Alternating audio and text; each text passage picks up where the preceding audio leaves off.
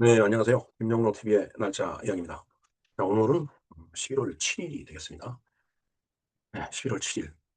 11월 7일은 입동이죠, 입동. 오늘부터 이제 겨울로 절기가 들어가는데, 뭐 그렇다라고 해서 뭐 마치 아주 한겨울 같은 그런 추위는 이제 아니지만은, 그래도 이제 어, 날씨가 아주 이제 쌀쌀하다 못해 이제 아주 살을 애는 듯한 겨울로 가는 그런 상황이 될 것 같습니다. 자, 그런가 하면 오늘이 이제 여러분들 잘 아시는 알베르 까미라는 프랑스 철학자죠. 알베르 까미. 알베르 까미가 태어난 날이 바로 이제 오늘이 되겠습니다. 음, 느닷없이 웬 알베르 까미냐, 이렇게 말씀을 좀 하실는지 모르겠지만, 어, 우리가, 이게 인문학적인 그 소양을 좀 갖추기 위해서 그래도 알베르 까미에 대해서 좀 공부를 해볼 필요가 있다는 생각을 해봅니다. 물론, 저도 많이 아는 건 아닙니다. 지금 뭐 철학과를 전공한 것도 아니고, 철학 서적을 많이 읽은 것도 아니고, 그러나, 어, 20세기 들어서 그래도 그 현대 그 철학사조에 나름대로 영향을 끼친 사람이 바로 이 알베르 까미이기 때문에 또 쌍벽을 이루는 사르트르가 있죠. 장폴 사르트르가 같은 프랑스 사람입니다. 뭐 그런 의미에서 알베르 까미에 대해서 공부를 좀 해볼 필요가 있다는 생각을 해서 방송을 좀 만들어 봤습니다. 알베르 까미는 1913년에 태어나서 1960년에 47살 나이로 요절을 하죠. 바로 교통사고로 사망을 합니다. 20세기 프랑스를 대표하는 그 이제 소설 작가죠. 그러면서 이제 철학자고 그다음에 언론인이면서 어 노벨 문학상을 이제 수상을 한 아주 그 좀 뛰어난 그런 그야말로 철학자죠. 글쎄요. 자료에 보면은 뭐 실존주의와는 좀 구별이 된다라고 이제 표현이 돼 있는데 사실은 실존주의 공부할 때 또 까미를 또 빼놓을 수는 없어요 사실은. 그래서 뭐 그러면서 또 이제 실존 철학의 그 계보를 쭉 따지면 또 쪼끔은 또 이렇게 어 뭐 곁다리라고 하면 좀 어폐가 있고요. 좀 특히 뭔가 맥이 다른 그런 느낌을 주기도 합니다. 설명을 하라 하면 제가 설명하기가 좀 어려운데 그냥 그런 느낌이 있어요. 예. 어찌 됐든 밀접하게 실존 철학하고도 관련된 예 그런 그 이제 인물이죠. 예. 어 밤에 하면 떠오르는 그 이제 용어가 바로 부조리입니다, 부조리. 그래서 지금 소개되기로는 철학적 허무주의라고 그렇게 그 이제 표현이 돼 있습니다. 하여튼 그 내용에 대해서 한번 좀 알아보도록 하죠. 예. 생애를 한번 볼까요? 아까도 1913 년생이라고 말씀을 드렸는데 음 1913년 프랑스령 알제리에서 태어납니다. 알제리 몬도바에서 태어났는데 현재는 알제리 드렐라라고 하네요. 알제리가 아프리카에서 상당히 그 큰 나라예요. 프랑스보다 더 큰 걸로 제가 알고 있는데 소위 그 식민지에서 태어난 그 프랑스 사람이죠. 우리나라하고 비교를 해 본다라면은 서울서 태어난 일본인이다. 이렇게 인제 볼 수 있겠죠. 글쎄 뭐 모르겠습니다. 서울서 태어난 일본인은 일본인들이 어떻게 생각하는지 모르겠지만은 어 프랑스 식민지에서 태어난 프랑스 사람에 대해서도 아마 뭔가 그 좀 미묘한 그 차별점이 있지 않았을까 하는 생각이 드네요. 네. 근데 가정 배경을 보면은 아버지는 1차 세계 대전 중에 이제 사망을 했네요. 그러니까 뭐 그리고 이제 어렸을 때 인제 아버지는 인제 아버지를 여의모고 그다음에 이제 어머니가 말을 그 인제 하지 않는 청각 장애인이었다라고 하네요. 어 왜 청각 장애인이 말을 못 하느냐? 말을 배우기 전에 청각이 살아 있었으면은 말을 하겠죠. 그러나 청각 장애인으로서 즉 듣지를 못하는 상태라면 말도 못하죠. 예. 바로 그런 그 관계가 있습니다. 학문은 그 인제 알제 대학교를 졸업을 했습니다. 알제리에 있는 그 이제 대학인데 알제 대학입니다. 거기서 철학을 전공을 했고 그다음에 이제 결핵을 앓아 갖고 군입대를 그 하지 못한 그러니까 요즘 말로 얘기하면 우리말로 얘기하면 군 면제가 된 그런 상황이겠죠. 예. 저도 어렸을 때 그 결핵에 감염된 적이 있었기 때문에 그 투베르클린 반응 검사는 했지만은 이 어깨에 맞는 불주사라고 하는 BCG 접종은 제가 안 했습니다. 예. 직업은 인제 언론인이면서 연극 연출가, 소설가, 철학자 뭐 언론인, 연출가, 소설가, 철학자 상당히 그 인제 여러 방면에서 그 일을 한 발군의 그 실력가가 되겠습니다. 그런데 1960년 자동차 사고 이건 46 세로 나오네요. 46 세에 만으로 46 세에 이제 요절을 하죠. 통상적으로 40 대와 같이 이렇게 젊은 나이에 죽으면 그걸 요절이라고 하죠. 우리나라에도 그런 요절한 사람이 많이 있습니다. 그러니까 대체적으로 "천재가 요절한다."라고 하는 말이 있습니다. 까미도 그런 레벨의 사람이기 때문에 요절을 한 거 아닌가. 뭐 일단 까미에 대해서는 이렇게 간단하게 말씀을 드렸는데 그 관련된 자료를 제가 그 링크를 걸어 드리겠습니다. 까미에 대한 자료를 좀 세세한 자료를 좀 참조를 좀 해 주시기 바랍니다. 까미가 쓴 그 인제 그 아주 소설이 있는데 아주 중요한 작품이 있죠. 바로 에드랑제라고 해서 1942 년에 나온 이방인이라는 소설이 있습니다. 아주 대표적인 그 까미의 대표적인 소설이에요. 실존적 인간의 고립과 무의미한 세계에 대한 그 이제 반응을 이제 표현한 그런 그 소설이다라고 이렇게 그 표현이 돼 있네요. 그래서 이걸 한 줄 요약을 보면은 이 주인공으로 그 메르소라는 그 이제 사람이 등장을 하죠. 그 소설의 첫 마디가 어머니가 돌아가셨다. 그죠? 뭔가 요양원에서 이제 어머니가 돌아가셨는데 연락을 받고서 인제 야 이거 뭐 죽음이라는 게 뭔가 이렇게 아주 뭐 슬퍼 부모가 죽어서 어머니가 죽었으니까 그런 게 아니고 이 메르소는 뭐 별 그렇게 큰 어 뭐 슬퍼하지도 않고 뭐 그러니까 뭔가 어떤 일반적인 사람하고는 다른 그런 그 이미지를 풍기는 그런 그 이제 주인공으로 등장을 합니다. 그러면서 인제 우연한 사건이지만은 권총으로 아랍인을 쏴 죽이는 살인을 저지르죠. 근데 그 사람을 권총으로 쏘고서 이유가 뭔가 따져 보니까 그냥 태형이 너무 뜨겁게 장렬을 해서 인제 권총을 쏴서 죽였다. 정말 참 재판도 뭐 "될 대로 되라." 뭐 이런 식으로 뭐 관심을 갖지 않고 재판을 받고 그러다 보니까 인제 마지막 장면에서 인제 메르소가 이제 죽음을 앞두게 되죠. 그래서 그 모든 것 뭐 어머니의 그 죽음 그다음에 뭐 재판받고 그다음에 그 살아가면서 느끼는 이런 모든 것들이 정말 나는 엄청 애를 쓰는데 세상은 대답이 없다라는 얘기예요. 내가 아무리 소리를 지르고 해도 세상이 꿈쩍도 안 하고 대답을 안 하더라라는 얘기죠. 그러니까 그 대답도 안 하는 그 세상과 그 세상에서 살아가려고 아주 아등바등 애쓰는 그 자신과 그리고 아등바등하지 않더라도 무관심한 그런 자신과의 어떤 그 괴리된 갭, 그 간극 그것을 바로 인제 이 까미는 그 부조리다라고 이렇게 이야기를 하는 겁니다. 이게 이방인 소설이 상당히 그 대표적인 소설인데 이에 대한 해설도 엄청 많이 그 인제 나와 있더라고요. 그래서 뭐 관련된 그 까미에 관련된 자료가 하나 이제 있길래 그것도 제가 링크를 나중에 걸어 드리겠습니다. 그다음에 인제 또 하나의 인제 소설이 인제 있습니다. 바로 시지프의 신화죠. 예. 어 제가 이방인은 대학 다닐 때 읽었던 것 같고 시지프의 신화는 고등학교 때 제가 읽은 것 같습니다. 1942년 작품이네요. 시지프의 신화도. 그때 당시에는 이 책 제목이 시지프스의 신화라고 저는 그 기억을 하고 있는데 요즘 나오는 그 이 관련된 정보를 보니까 전부 시지프 신화라고 이렇게 인제 그 제목이 번역이 돼 있더라고요. 그때 당시는 시지프스라고 그렇게 표기도 했다라고 하는 말이 있습니다. 어찌 됐든 이 시지프의 신화는 상당히 이제 철학적인 그 내용을 포함하고 있는 철학적인 에세이. 그다음에 인제 바로 부조리 철학의 핵심이다라고 이렇게 표현이 돼 있네요. 아. 네. 인간은 인제 의미를 인제 찾으려고 하죠. 산다는 것 자체가 의미를 찾는 거예요. 근데 조금 전에도 말씀드렸지만 어 우리가 살고 있는 그 세계는 아무런 대답을 하질 않습니다. 거기서 사람이 살아내려고 아우성을 치고 발버둥을 치고 뭐 벽도 두드려 보고 뭐 별의별 짓을 다 하지만은 이 세상은 가만히 있죠. 이 세상이 뭐 지구가 그렇다고 대답하는 것도 아니고 그 지구에서 살고 있는 사람들이 이룩한 그 이 세계가 대답을 해 주는 게 아니에요. 그 세계는 그냥 침묵하거든요. 그러니까 아까 그 간극이 부조리라고 얘기를 했는데 바로 인제 이 부조리 철학을 갖다가 그 까미는 인제 그 이제 설파를 하는 겁니다. 자 이렇게 부조리를 그 인제 인식을 하고 나면은 인제 그에 대한 뭐 인제 반작용이나 역작용이 나타나겠죠. 정말 이 부조리를 인식하고 나니까 '아 세상 정말 거지 같아서 못 살겠네.' 해 갖고서 자살을 할 수도 있고 그다음에 희망을 잃어버릴 수도 있고 뭐 절망할 수도 있고 인제 그러다 보니까 또 삶의 반항을 이제 하겠죠. 그래서 그렇게 인간의 삶이라는 게 결국 그렇다는 얘기예요. 이제 그걸 갖다가 이 시지프의 신화와 이제 이렇게 그 이제 비유를 한 겁니다. 이 시지프의 신화라는 게 이 시지프가 바위를 인제 이렇게 그 밀어서 인제 언덕 위로 이렇게 끌고 올라가는 거죠. 뭐 예를 들어서 산꼭대기로 바위를 끌고 올라가면은 이 바위는 그리고 이 시지프가 그 받은 그 인제 그 형벌이 그 바위를 산꼭대기에 올려놓는 거예요. 그래서 인제 막 인제 바위로 굴려가면서 올라갑니다. 근데 꼭대기에 이렇게 올라가서 탁 인제 세워 놓으면 이게 인제 중력에 의해서 인제 자동적으로 또 다시 굴러떨어지는 거예요. 뭐 중력에 의한 건지 아니면 뭐 신의 염력에 의한 건지 가파르게 세워 놓은 바위가 또다시 굴러떨어져요. 그리고 내려가서 또다시 굴러올리면 또 떨어지는 거예요.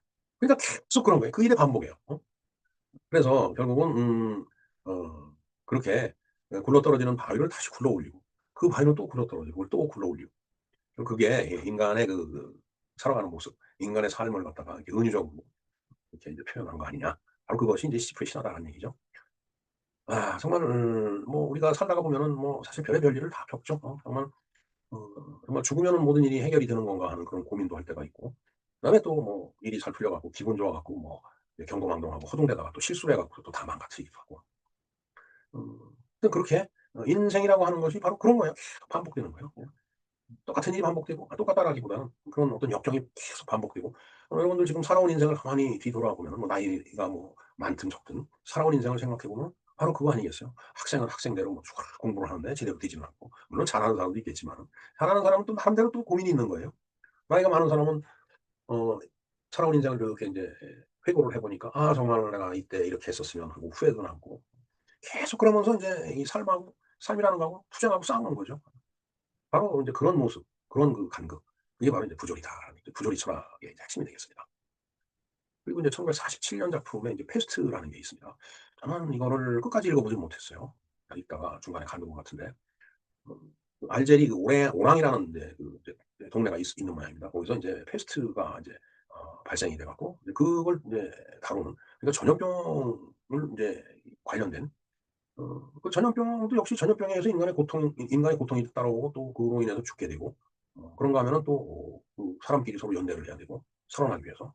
그다음에 또 인제 그 일의 어떤 그 순서나 그 내용에 따라서 사람이 책임도 져야 되고 윤리적으로도 문제가 되고 우리도 최근에 그 코로나 사태라는 걸 이제 겪었지만 정말 좀 고통스럽죠. 그 거기서 많은 사람들이 죽어 나갔고 그걸 극복하기 위해서 또 사람들이 서로 힘을 합쳐서 연대를 했고 이제 그런가 하면은 뭐 법적인 도덕적인 책임을 지고서 뭐 사퇴를 하거나 물러나거나 욕을 먹거나 하는 그런 사람들도 수도 없이 봤습니다. 참 패스트라는 게 이게 참 엄청 그 인제 이 어마어마한 그 내용을 갖고 있는데 이 패스트 전염병에 의해서 이 인간이 엄청 많이 죽었어요, 유럽인구가. 그전에는 이제 농노제라고 해 갖고 땅을 갖고 있는 사람이 인제 많은 농노들을 막 부려가면서 갑질을 하면서 인제 본인은 호의호식하고 잘 먹고 잘 살면서 그 농노 그냥 농사 짓는 노예죠. 그 사람들은 진짜 비참한 삶을 살고 그랬는데 이 패스트가 확 쓸고 가니까 농노가 대부분 죽어 버렸다라는 얘기예요. 그러니까 인제 이 땅을 갖고 있는 사람이 인제 사람을 먹고 하는 거죠. 이게 농노가 갑이 된 거예요. 그래서 이 서양 문명이 진짜 큰 이게 가불이 이게 뒤바뀌는 그 어떤 그 모티브를 제공한 그 요인이 바로 이제 페스트라는 전염병이다. 이런 걸 우리가 알 수 있습니다. 어찌 됐든 그러한 인간의 고통과 죽음과 그다음에 연대, 사랑, 책임 뭐 이런 것들이 다 부조리예요. 음. 근데 그 부조리 속에서 또 막 이걸 해결하려고 노력하는 의사들이 있죠. 여기에 그 페스트에 나오는 리웨라는 그 인제 의사가 있는데 그 주인공이 인제 그 이야기를 다룬 것이 인제 페스트로 보여집니다. 페스트를 안 읽어 봐서 잘 모르겠습니다. 그리고 솔찬이가 지금 수십 년 전에 읽은 그 책을 놓고서 제가 말씀을 드리려니까 쪼끔 자신이 없는 면도 있습니다. 이 점은 좀 이해를 좀 해 주시기 바랍니다. 그다음에 인제 전락. 1956년 이제 작품이네요. 제의식 그다음에 허위의식, 인간의 도덕적인 이중성에 대한 어떤 그 어떤 인간의 번민 이런 걸 갖다 인제 고백하는 그런 고백체 소설이라고 합니다. 그래서 까미가 그 인제 그 까미 이후에 오는 어떤 사상적인 흐름이라고 할까? 거기에 상당히 그 비판적인 그런 내용이 담겨 있는 그런 소설이라고 인제 이야기를 하는데 이것도 제가 읽어 보진 않았으면 생소하네요. 일단 뭐 그런 책이 그 저서가 있다라고 이렇게 소개가 돼서 제가 말씀을 드렸습니다. 자 하여튼 인제 이 까미의 이 소설 이방인이라든가 그다음에 시디프의 신화 뭐 이런 패스트 이런 걸 통해서 인제 알 수 있는 것이 그런 그 작품이 갖는 철학적인 핵심 즉 그 까미의 사상이죠. 네. 생각, 철학적인 생각이 그것을 인제 한마디로 줄인다고 하면 이제 부조리와 그 부조리에 이제 항거하는 부조리에 반항하는 이제 이 두 그 이제 단어로다가 이렇게 딱 이제 요약을 할 수 있다라는 그런 얘기입니다. 자 부조리라고 하는 것은 아까 "세상이 대답을 안 한다."라고 얘기를 했듯이 참 인간은 뭔가 그 세상을 살아가면서 의미를 찾으려고 아무런 노력을 하는데 이 세상은 아무런 대답을 해 주질 않아요. 거기에서 나타나는 그 간극. 근데 거기에서 인제 또 인제 허무감을 느끼고 또 그것과 또 부딪혀 싸우는 그 충돌이 인제 나타나고 뭐 이런 거겠죠. 그러니까 이 부조리라는 그 개념이 이 인간이 살아가는 그 어떤 모습이라고 그럴까? 그런 것들을 핵심적으로 찍어낸 영화 같습니다. 그다음에 인제 자살의 문제죠. 네 자살. "의미 없는 삶에서 자살은 철학적 자살일 뿐이다." 이렇게 표현이 돼 있네요. 그래서 뭐 자살도 일종의 그 이제 항거, 충돌 뭐 그다음에 반항 이런 거라고 볼 수 있겠지만 정말 자살로부터 그걸 극복하고 내가 이겨내서 이 괴롭고 힘든 삶을 갖다 살아내는 거 그것 또한 진정한 저항이다라고 이렇게 이야기를 하고 있습니다. 그러니까 음 '자살이 꼭 해답은 아니다.' 이렇게 해석이 될 것 같습니다. 그다음에 인제 반항, 리볼트라고 영어로 돼 있네요. 이게 불어인지 영어인지 모르겠습니다. 하여튼 그렇게 인제 세상은 부조리해져. 근데 인제 사람이 그 부조리한 세상에서 살아가려고 하다 보면 이렇게 뭔가 선택을 해야 되는 거예요 자꾸. 선택을 하면서 그 선택이 인제 반항일 수가 있다는 얘기죠. 이제 그러면서 그런 반항을 통해서 인간의 어떤 존엄성 같은 것이 이렇게 발견이 되고 형성이 된다. 바로 이 세 가지의 그 인제 개념이 까미 철학의 그 핵심이다. 이렇게 말씀드릴 수 있을 것 같습니다. 부조리와 자살을 이겨내는 문제, 자살이라는 문제 그다음에 어 반항. 그리고 인제 그 프랑스에서 보면은 알베 까미하고 아주 쌍벽을 이루는 그런 그 철학자가 하나 있죠. 바로 장폴 사르트르입니다. 다 이제 실존 철학의 한 흐름이라고 이제 봐야 되겠지만은 둘이 상당히 친했다고 그러더라고요. 그러다 인제 어느 날 서로 인제 등을 돌리는 그런 일이 발생이 이제 됐는데 이 까미 하면은 또 사르트르가 또 나올 수밖에 없어요. 그 인간을 보는 인간관이 까미는 인간의 한계를 인정하고 겸손한 그런 입장이라고 합니다. 근데 사르트르는 인간은 이제 자유롭게 자신을 스스로 인제 규정을 하기 때문에 그러다 보면은 뭐 인제 겸손을 뛰어넘을 수도 있겠죠. 그다음에 인제 정치적으로 보면은 까미는 공산주의와 스탈린주의 인제 1917 년에 볼셰비키 혁명이 인제 일어나죠. 그래서 인제 소련이 공산화가 되는데 그 공산주의와 스탈린에 대해서 상당히 비판적인 입장을 까미는 갖고 있었다라고 하는데 사르트르는 공산주의에 좀 우호적이다 그런 평이 있습니다. 저는 사르트르가 공산주의가 아닌가 하고 인제 제가 챗GPT에 한번 물어봤습니다. 그러니까 전혀 아니다라고 얘기할 수는 없지만 그렇다고 공산주의라고 얘기하기에도 좀 그렇게 이야기하기에도 좀 문제가 있다 이렇게 표현이 돼 있더라고요. 이제 그 얘기는 공산주의에 상당히 호의적이고 우호적이었다라고 사르트르가 그렇게 볼 수 있겠습니다. 그다음에 인제 철학적인 태도는 알베르 까미는 뭐 이제 그 세 가지 말씀을 드렸듯이 이 부조리 그다음에 인제 인제 자살 문제 그다음에 하여튼 뭐 그게 인제 부조리니까 그런 부조리를 인식한 후에 뭔가 반항을 통해 갖고서 그걸 극복을 하든 아니면 뭐 거기에 파묻혀 죽어버리든 당장 거기서 인제 의미를 갖다 이렇게 도출해내는 의미를 창출해내는 그런 태도를 까미는 갖고 있는데 사르트르는 실존의 자유로부터 책임을 도출한다라고 하네요. 네 뭐 실존이라는 게 뭐 현재 살고 있는 그 모습이 바로 실존인데 어 거기서부터 어떤 자유를 이제 만끽하고 자유를 누린다라면 그에 대한 어떤 책임도 뒤따라온다라는 그렇게 이해를 하면 어떨까 하는 생각이 듭니다. 참 제가 까미 공부하면서 사르트르 공부도 좀 했어야 되는데 물론 사르트르도 뭐 아주 상당히 대단한 철학자죠. 프랑스의. 그죠? 정말 제가 젊은 시절 학교 다닐 때 좀 더 철학적인 공부를 좀 했으면은 어 이 뭐 비록 아주 단편적이고 뭐 이렇게 일천한 그런 내용이지만은 좀 더 제가 소소하게 말씀을 드릴 수 있었을 것 같은데 제 나름대로 부족함을 느끼는 바가 아주 큽니다. 네 그리고 인제 알베르 까미가 인제 수상을 인제 하게 되죠. 바로 1957 년에 노벨 문학상을 이제 받게 됩니다. 노벨 문학상을 받는다. 이거 참 엄청난 이제 일인데 하여튼 어 노벨 문학상을 받았다는 얘기는 뭐 이념을 떠나서 어떤 하나의 금자탑을 세운 건 사실이죠. 네. 하여튼 노벨 문학상을 수상한 그런 작가가 되겠습니다. 자 그다음에 인제 뭔가 부조리를 인식하고 나서 이제 그 부조리에 대해서 인제 반항을 하면서 거기서 이제 삶의 의미를 갖다가 이렇게 찾아낸 그런 내용의 어떤 소설을 쓴 거고 그다음에 그런 어떤 사상을 갖다가 인제 전파를 한 거기 때문에 정말 그야말로 양심의 목소리를 인제 송출한 그런 인제 작가다. 그러니까 '인간의 양심을 비추는 그런 문학 활동을 했다.'라는 그런 평가를 받고 있습니다. 그다음에 인제 프랑스 문학사에서 이건 뭐 세계사적인 문학사에서도 그렇고 프랑스 문학사에서도 어 알베르 까뮈는 상당히 도덕적인 작가 그다음에 양심의 철학자다라고 이렇게 평가가 되고 있다라고 합니다. 그러나 이런 천재는 요절한다고 46 세 만 46세 나이에 교통사고로 세상을 떠났다는 거. 이 정말 프랑스로 봐서도 굉장히 안타까운 손실이다. 인명의 손실이죠. 그리고 인재의 손실이다. 이렇게 볼 수 있겠습니다. 그다음에 까미가 이제 명언을 좀 이렇게 남긴 게 있어 갖고 한번 모아 봤습니다. "나는 이 세상에서 확실한 것이 아무것도 없음을 안다. 그러나 나는 그것에 불구하고 반항할 것이다." 뭐 확실한 게 있으면 확실한 거에 대해서도 반항을 할 수도 있겠죠. 확실하면 확실한 대로 반응을 하겠죠. 근데 이 세상에 확실한 게 아무것도 없다는 얘기예요. 바로 부조리하다라는 얘기죠. 네. 자 그러나 그럼에도 불구하고 그러한 불확실한 거에 대해서 나는 끝까지 반응을 한다. 제가 이 시지프의 신화라든가 뭐 이런 것을 고등학교 때 이제 읽게 된 배경도 보면은 제가 하숙을 할 때 하숙집에 이제 같이 있었던 형이 있었는데 그 형이 이렇게 부조리 얘기를 하더라고요. 도대체 부조리가 뭔가. 뭐 이제 그런 것을 생각하면서 인제 책을 읽었었는데 어찌 보면은 이 김영로 TV 날짜 이야기를 하면서 한동안 잊고 있던 까미에 대해서 이렇게 다시 말씀을 드리려고 하니까 쉽지가 않네요. 어찌 됐든 세상에 확실한 것은 없다. 나는 아우성치지만 세상은 대답을 안 하니까 확실한 게 안 보이죠. 네. 그게 바로 부조리인데 그것에 대해서 반항을 한다라는 그런 얘기죠. 또 리볼트, 리볼트한다는 얘기죠. 리볼트. 리볼트라는 게 인제 뭐 반항이라는 그런 의미를 갖고 있기 때문에 그다음에 이제 또 하나의 명언이 "인간은 행복하려고 노력할 뿐 아니라 정직해지기 위해서 노력을 해야 된다." 아까 도덕적인 작가고 양심적인 철학자라고 얘기를 했지만 정말 그에 딱 걸맞는 그런 까미의 명언이 되겠습니다. 자 그다음에는 시지프는 행복해야만 한다. 아까 시지프의 신화를 말씀드리면서 굴러떨어지는 돌덩이를 큰 바위 덩어리죠. 그걸 또 굴러 올리면 또 떨어지고 굴러 올리면 또 떨어지고 그러다 또 이 시프 죽지도 않아요. 그러니까 이거 진짜 무한말로 미치고 환장하는 거 아니겠어요?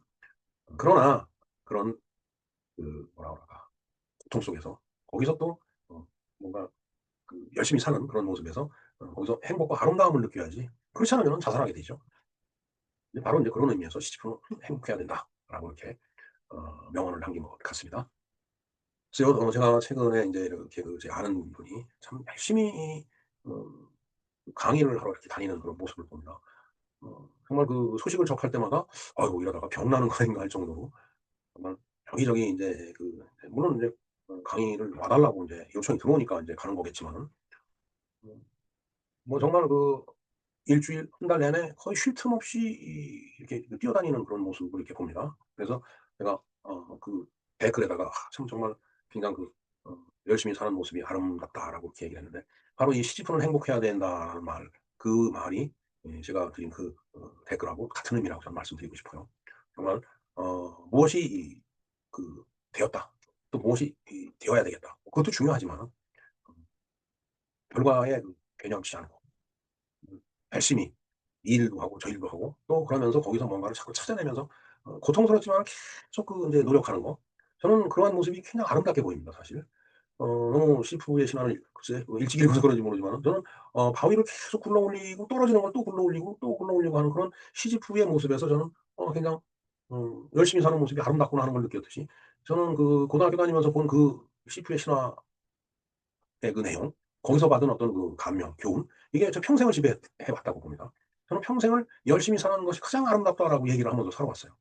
물론 그 결과는 사람마다 다 다르겠죠. 그리고 저도 그렇게 풍족한 결과를 만들어내지는 못했습니다.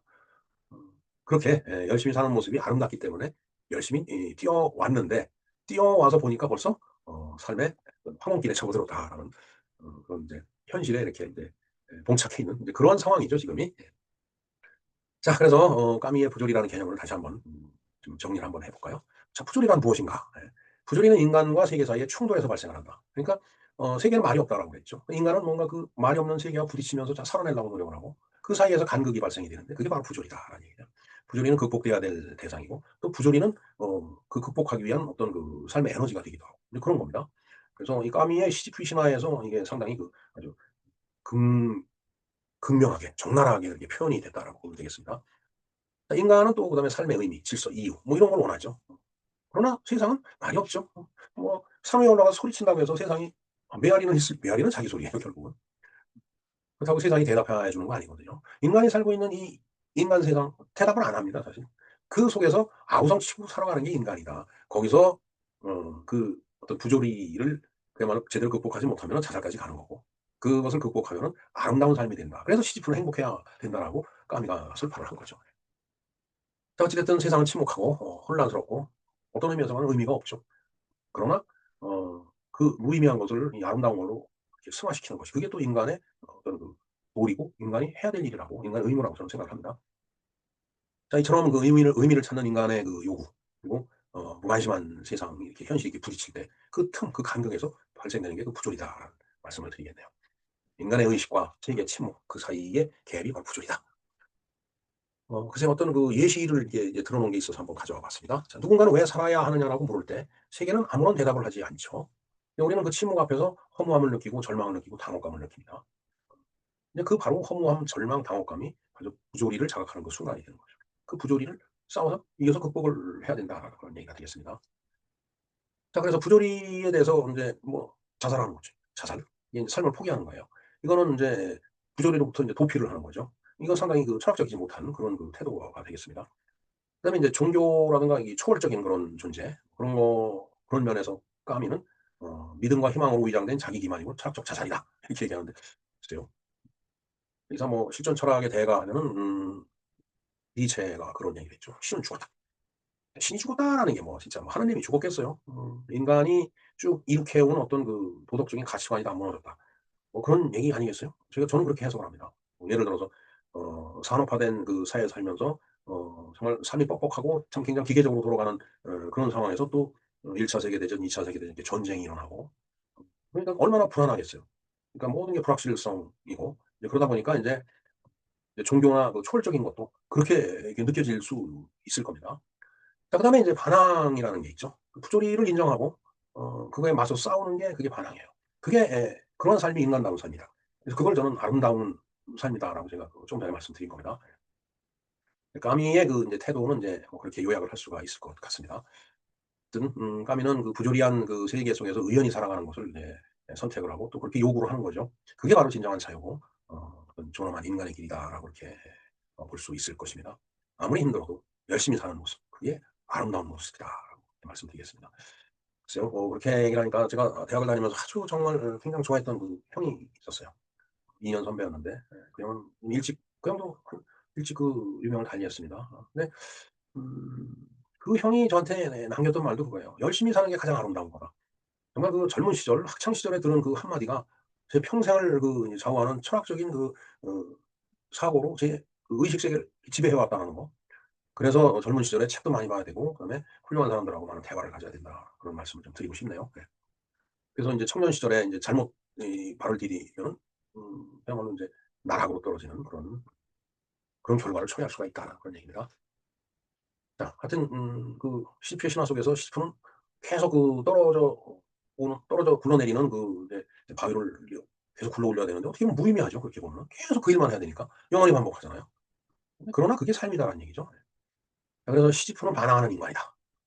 절대 절망하지 않고 바위를 밀면서 또 올라가고 떨어지면 다시 웃음을 짓고 내려가면서 쓴웃음이든 뭐 단웃음이든 내려가서 또 그걸 밀어 올리고 그렇게 사는 모습이 바로 반항하는 인간이고 거기서 아름다움을 느끼고 또 행복을 찾아야 된다. 그렇게 말씀드리고 싶습니다. 네. 네 하여튼 뭐 그 여러 가지 그 인제 까미가 많은 말도 남기고 여러 글도 많이 남겼는데 뭐 그에 대해서는 제가 일일이 다 말씀드릴 수는 없고 이 텍스트를 갖다가 제가 영상에 링크를 걸어 드릴 테니까 한번 좀 봐 주시기 바랍니다. 자 그리고 프라하의 지행가 하는 그 유튜버가 있습니다. 주로 그 철학자들의 사상에 대해서 뭐 이게 뭐 플라톤, 아리스토텔레스부터 뭐 최근 우리 이 동시대에 살고 있는 철학자까지 그냥 어 이게 학자별로 그 인제 그 어떤 철학 사조별로 다 정리해 갖고 설명해 주는 그런 유튜버가 있어요. 보면 아주 젊은 사람입니다. 정말 대단한 철학자예요. 그 젊은 철학자가 해석한 까미에 대한 이야기를 제가 영상 링크를 걸어 드리겠습니다. 제가 지금까지 드린 말씀과 이 젊은 철학자가 얘기한 거하고 혹시 차이가 있었는지 모르겠습니다. 제가 이 철학을 까미를 이해하는 데 좀 부족함이 있어서 그랬을 거라고 좀 양해를 해 주시고 혹시 제가 말씀 잘못 드린 게 있으면 댓글에 좀 남겨 주시기 바랍니다. 그래야 저도 공부가 되고 제 생각을 고치죠. 네. 예 아까도 말씀드렸지만 오늘이 바로 인제 입동입니다. 겨울로 들어가니까 겨울철이 잘 하시고요. 그다음에 까미는 1913 년생이지만 1917 년에 볼셰비키 이 혁명 즉 러시아 혁명 다시 말해서 러시아 10월 혁명이 일어난 겁니다. 10월 혁명인데 왜 11 월이냐? 지금은 우리가 그레고리력을 쓰지만 그때는 율리우스력을 러시아에 쓰고 있었기 때문에 율리우스력으로 따지면은 그레고리의 11 월이 10 월이라고 이제 그러더라고요. 그래서 10월 혁명이라고 붙이고 있는데 11월 그 달에 그 혁명을 기념하겠죠. 인제 그러면서도 이제 10월 혁명이라고 계속 호칭을 하는 겁니다. 네. 이상과 같이 뭐 참 풍부하고 깊지도 못한 풍부하지도 않고 깊지도 않은 그런 지식을 갖고서 제가 이 시대 거장 알베르 까미에 대해서 말씀을 좀 드렸습니다. 혹시 제가 미흡한 설명을 드렸다면은 용서하시고 댓글로 좀 깨우쳐 주시기 바랍니다. 예. 그리고 혹시 그 구독, 좋아요, 알림 설정을 안 누르신 분이 계시다면 구독과 좋아요, 알림 설정을 꼭 좀 눌러 주시기 바랍니다. 네 이상 김영로 TV에서 바라다 본 오늘의 날짜 이야기 입동과 볼셰비키 혁명 그리고 알베르 까미 일생에 대한 얘기를 말씀드렸습니다. 감사합니다.